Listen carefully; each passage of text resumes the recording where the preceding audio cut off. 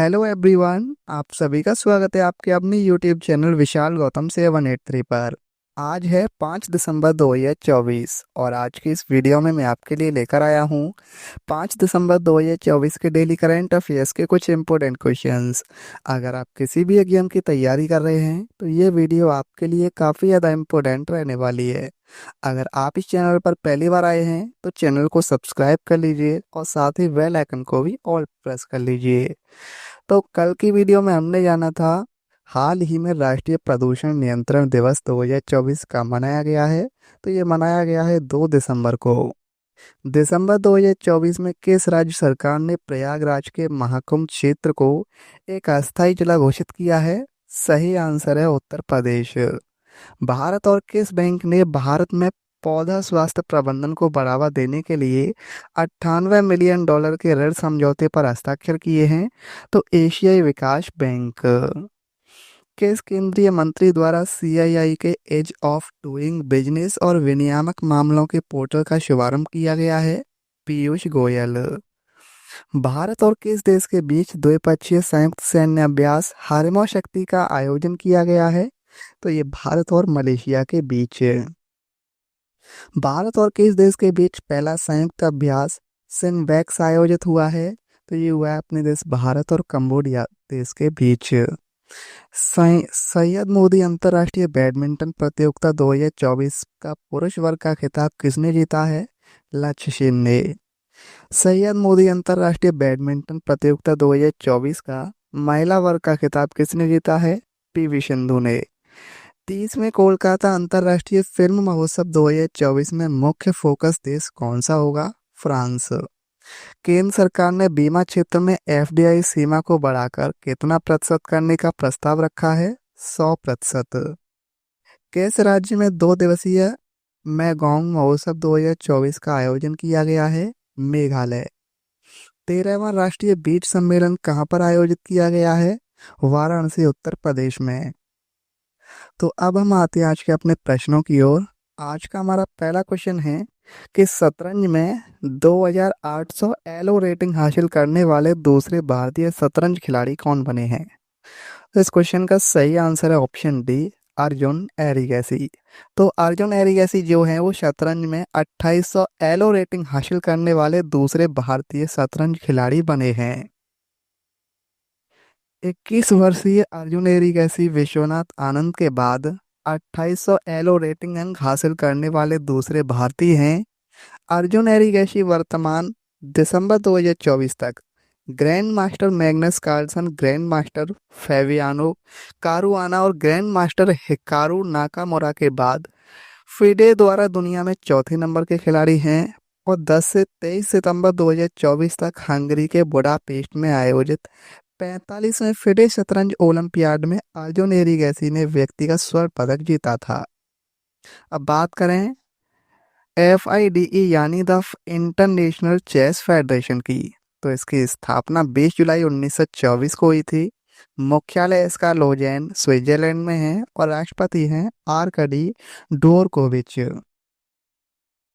Next question है national security depository limited यानी NSDL के नए MD और CEO के रूप में किसे नियुक्त किया गया है? सही आंसर है इस क्वेश्चन का ऑप्शन डी, विजय चंडोक को। विजय चंडोक को नेशनल सिक्योरिटी डिपॉजिट लिमिटेड के प्रबंध निदेशक और मुख्य कार्यकारी अधिकारी के रूप में नियुक्त किया गया है। NSDL में शामिल होने से पहले विजय चंडोक ICICI सिक्योरिटीज के MD और CEO के रूप में कार्यरत थे। बात करें अब नेशनल सिक्योरिटी डिपॉजिटरी लिमिटेड यानी NSDL की। तो इसकी स्थापना 1996 में हुई थी और इसका मुख्यालय मुंबई महाराष्ट्र में है। फायर पुरस्कार 2024 से किसे सम्मानित किया गया है? राइट आंसर इस क्वेश्चन का ऑप्शन सी, बिहारी मुखर्जी को। अशोका विश्वविद्यालय के इतिहास विभाग के प्रमुख प्रोफेसर प्रोजित बिहारी मुखर्जी को साल 2024 का फायर पुरस्कार मिला है। उन्हें यह पुरस्कार उनकी किताब Brown Skins White Coats Race Science in India 1920 से 66 के लिए दिया गया है। यह किताब यूनिवर्सिटी ऑफ शिकागो प्रेस ने प्रकाशित की थी और इस किताब को ऑक्सफोर्ड, प्रिंसटन, और कोलंबिया यूनिवर्सिटी जैसे संस्थानों के विशेषज्ञों ने काफी सराहा है। यह किताब भारतीय संदर्भ में नस्ल विज्ञान के विनियोग पर प्रकाश डालती है। 9 दिसंबर 2024 को प्रधानमंत्री नरेंद्र मोदी किस राज्य में बीमा सखी योजना को लॉन्च करेंगे? राइट आंसर इस क्वेश्चन का ऑप्शन बी, हरियाणा के पानीपत में।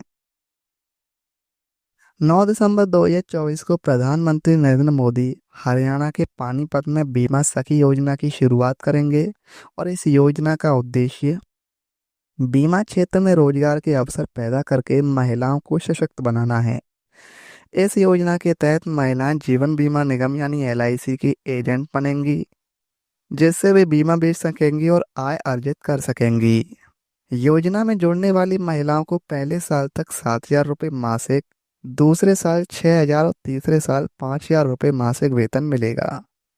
और साथ ही जितने भी बीमा करेंगी उनका कमीशन अलग से दिया जाएगा और महिलाओं को हर महीने 2,100 रुपये यानी 2,100 रुपये की राशि अतिरिक्त प्रोत्साहन के रूप में मिलेगी। हरियाणा की राजधानी चंडीगढ़ है, मुख्यमंत्री हैं नायब सिंह सैनी और राज्यपाल हैं बंडारू दत्तात्रेय। किस राज्य को 25वें हॉर्नबिल महोत्सव 2024 के लिए साझेदार राज्य बनाया गया है? सही आंसर इस क्वेश्चन का ऑप्शन बी, सिक्किम। उत्तर पूर्वी राज्य नागालैंड में हॉर्नबिल महोत्सव के 25वें संस्करण का उद्घाटन 1 दिसंबर 2024 को नागा हेरिटेज गांव केसावा में किया गया है। 2000 में शुरू हुआ इस उत्सव का उद्देश्य राज्य की संस्कृति को बढ़ावा देना, जनजातीय आपसी संवाद को प्रोत्साहित करना और नागा विरासत को संरक्षित करना है। हॉर्नबिल अरुणाचल प्रदेश और केरल का राजकीय पक्षी है और पक्के पागा हॉर्नबिल फेस्टिवल का आयोजन अरुणाचल प्रदेश में किया जाता है। भारतीय नौसेना दिवस 2024 कब मनाया गया है? राइट आंसर है इस क्वेश्चन का ऑप्शन ए, 4 दिसंबर को। भारतीय नौसेना दिवस हर साल 4 दिसंबर को मनाया जाता है। नौसेना दिवस पर हर साल भारत और पाकिस्तान के बीच 1971 के युद्ध को याद किया जाता है और इस दिन को मनाने की शुरुआत मई 1972 में हुए एक वरिष्ठ नौसेना अधिकारी सम्मेलन में हुई थी। भारतीय नौसेना ने 2024 को नौसेना नागरिकों का वर्ष घोषित किया था और नौसेना दिवस 2024 का थीम है नवाचार और स्वदेशीकरण के माध्यम से ताकत और शक्ति। अंतर्राष्ट्रीय विकलांग दिवस 2024 कब मनाया गया है? राइट आंसर इस क्वेश्चन का ऑप्शन सी, 3 दिसंबर को। विकलांग व्यक्तियों का अंतर्राष्ट्रीय दिवस हर साल 3 दिसंबर को मनाया जाता है। यह 1998 से हर साल 3 दिसंबर को ही मनाया जाता है। यह दिन समाज और विकास के हर स्तर पर विकलांग व्यक्तियों के अधिकारियों और कल्याण को बढ़ावा देने और राजनीतिक, सामाजिक, आर्थिक और सांस्कृतिक जीवन के सभी पहलुओं में विकलांग व्यक्तियों की स्थिति के बारे में जागरूकता बढ़ाने के लिए मनाया जाता है। और इस वर्ष का विषय है एक समावेशी और टिकाऊ भविष्य के लिए विकलांग व्यक्तियों के नेतृत्व को बढ़ावा देना।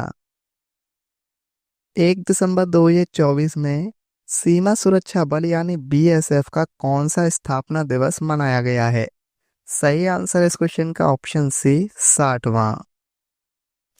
1 दिसंबर 2024 को सीमा सुरक्षा बल का 60वां स्थापना दिवस मनाया गया है।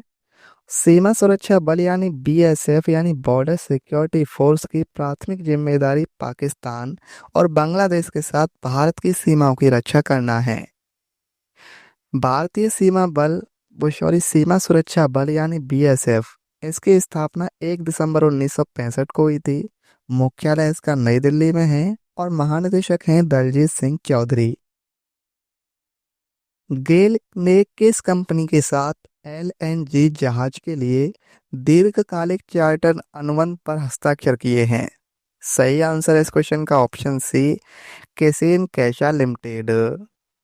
सार्वजनिक क्षेत्र की गैस कंपनी गेल इंडिया लिमिटेड ने एक नवनिर्मित एलएनजी जहाज के दीर्घकालिक चार्टर किराए के लिए कावासाकी किशिन कैशा लिमिटेड के साथ एक समझौता पर हस्ताक्षर किए हैं। गेल के अनुसार इस समझौते पर सिंगापुर स्थित जहाज स्वामित्व वाली कंपनी के माध्यम से हस्ताक्षर किए गए हैं। के लाइन को एलएनजी परिवहन में 40 वर्षों का अनुभव है और इस पोत का परिचालन 2027 में शुरू होने की उम्मीद है। भारतीय गैस प्राधिकरण लिमिटेड यानी गेल, इसकी स्थापना अगस्त 1984 में हुई थी। मुख्यालय इसका नई दिल्ली में और अध्यक्ष हैं मनोज जैन। दिसंबर 2024 में चर्चे में रहा नोट्रे डेम कैथेड्रल किस देश में स्थित है? सही आंसर है ऑप्शन ए, अपने देश भारत में। फ्रांस का नोट्रे डेम कैथेड्रल 5 साल बाद 7 सितंबर 2024 को फिर से खुलने वाला है।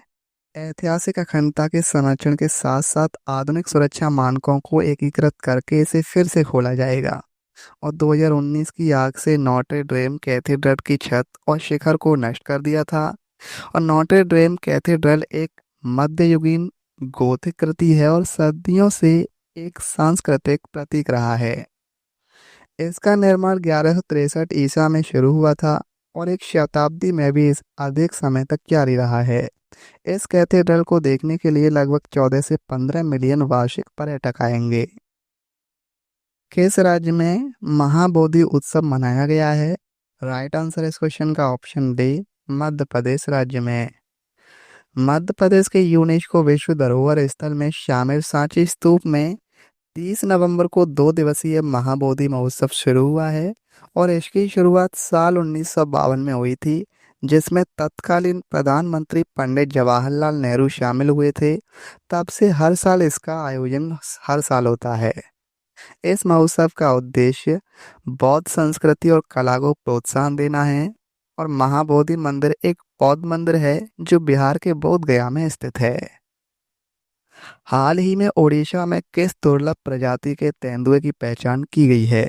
राइट आंसर इस क्वेश्चन का ऑप्शन सी, ब्लैक पैंथर।